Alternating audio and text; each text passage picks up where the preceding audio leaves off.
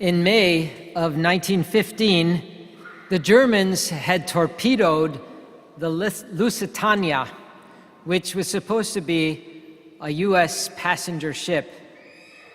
The torpedoing of that ship played an important role in getting America to enter World War I. 30 years later, the truth came out. The Lusitania was carrying munitions, and the United States officials knew it. But they deliberately concealed the fact to mobilize public opinion against Germany to get the United States into the war. One hero stood out in that shameful affair. That was Senator La Follette of Wisconsin. He stated in a public speech that the Lusitania was carrying munitions and that the president knew it. The Senate threatened to expel La Follette for making that statement. In his defense, La Follette asked that the cargo of the Lusitania be made public, but his request was denied. Dudley Field Malone of the New York Customs quietly offered to testify in La Follette's behalf and reveal the cargo of the Lusitania. When the Senate heard this, they dropped all the charges against La Follette. Senator La Follette was one of the few public officials who refused to go along with the great lie that led to the killing and maiming of millions of Americans in World War I. There comes a time when we have to speak up for what is right and speak out against evil. There comes a time when we have to confront those who are involved in wrongdoing. There comes a time when we cannot remain silent in the face of evil. And this is definitely what we just heard in our scripture readings. In the first reading from the prophet Ezekiel, we heard, "If you do not speak out to dissuade the wicked from his way, the wicked shall die for his guilt, but I will hold you responsible for his death." Do we take those words seriously? Do we take seriously what St. Paul said to the Romans in our second reading? Love does no evil to the neighbor. Do we take seriously the words of Jesus in the gospel? If your brother sins against you, go and tell him his fault. You know, I think the point is well stated that all that is needed for evil to prosper is for good people to remain silent. All that is needed for evil to prosper is for good people to remain silent. Think of how many times we encounter situations where we don't want to get involved, and so we remain silent. All three scripture readings today condemn this behavior.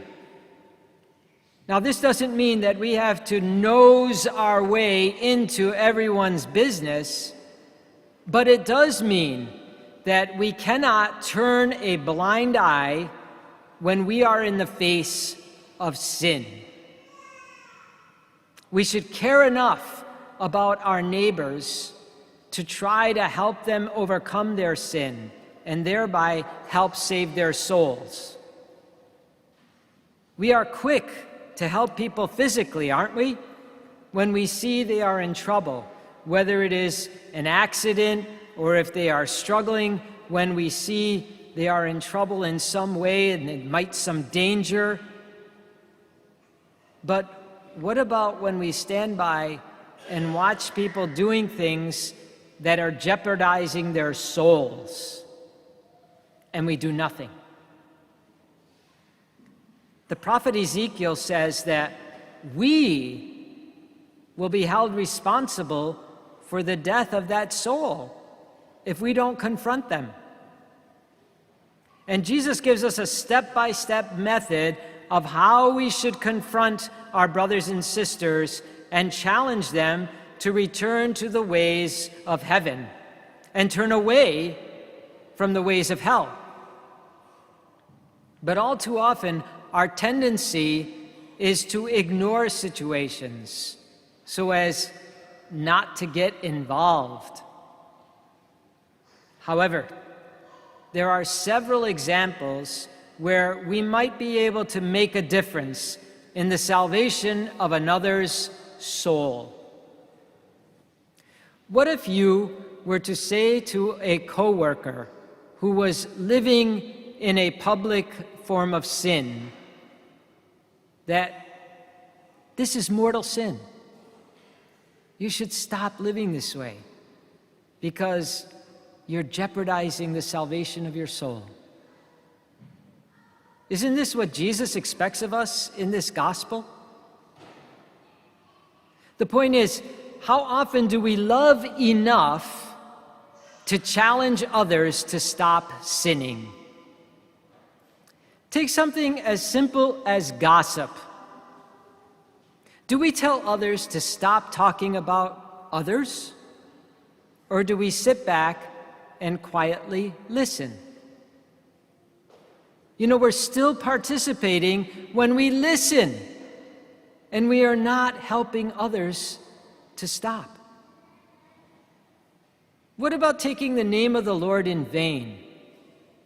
Do we stand by and silently listen to others use such profanity? Or do we love them enough to say, please, don't take the name of the Lord and my God in that way? It puts your soul in serious trouble. What about seeing someone lying about the age of their child just to get a cheaper dinner price?